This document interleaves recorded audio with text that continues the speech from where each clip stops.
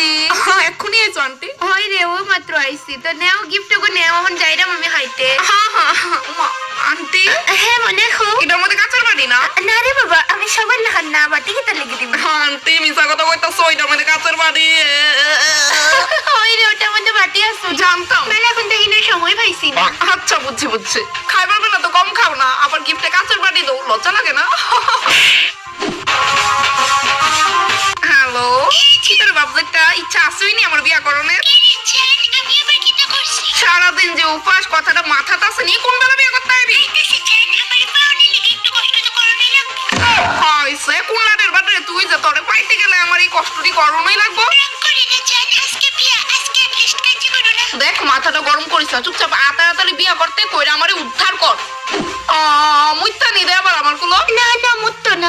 দেখো কইলে মুতলে কিন্তু এটার ফুট কি বাড়াইলাম। বেবিটা আর একটু কিউট হইলে